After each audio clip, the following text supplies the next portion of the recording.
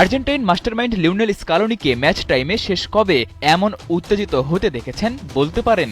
দলকে একের পর এক উৎসবের মুহূর্ত উপহার দেয়া এই কোচের এমন তিক্ত চেহারায় বলে দেয় নিজের প্ল্যানিংয়ে নিজেই কতটা আপসেট। ভক্তরাও তাই বুঝে উঠতে পারছেন না ঠিক কোন প্ল্যানিং নিয়ে মাঠে নেমেছিলেন লিওনেল স্কালোনি।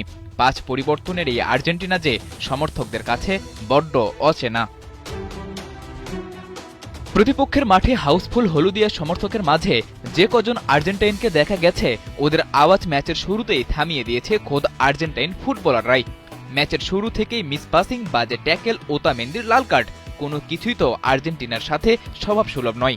সাথে প্রথমার্ধে পিছিয়ে থাকার পরও আলভারেজকে নামানো হলো 60 মিনিটের পর।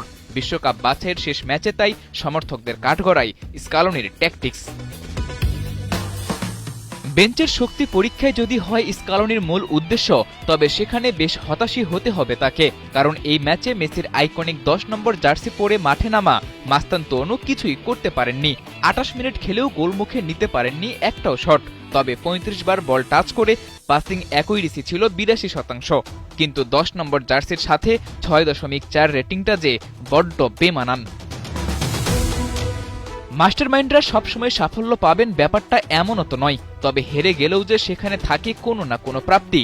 ইনজুরির কারণে জাতীয় দলে ম্যাচ না পাওয়া ম্যাক অ্যালিস্টারকে এমন দিনে মাঠে নামিয়েছেন যেদিন মেসির মতো তারকা নেই দলে। আর সুযোগটাও বেশ ভালোভাবেই কাজে লাগিয়েছেন তিনি। ম্যাচ হারলেও পুরো 90 মিনিট খেলে সেরা ফুটবলারের পুরস্কারটা পুরেছেন নিজের পকেটে। প্রাপ্তি অপ্রাপ্তি আর প্রশ্নবিদ্ধতার এই ম্যাচ দিয়েই শেষ হলো আর্জেন্টিনার 2026 বিশ্বকাপ বাছাইয়ের যাত্রা, যেখানে 18 ম্যাচে 12 জয় আর 2 ড্রয়ে লাতিন আমেরিকা অঞ্চলের বিশ্বকাপ বাছাইয়ে স্কালোনির শিষ্যরাই আছেন শীর্ষে। ফেভারিটের তকমা নিয়েই তাই শুরু হবে ডিফেন্ডিং চ্যাম্পিয়ন মেসি বাহিনীর বিশ্বকাপ মিশন। সাদাতুর রাফি, 71।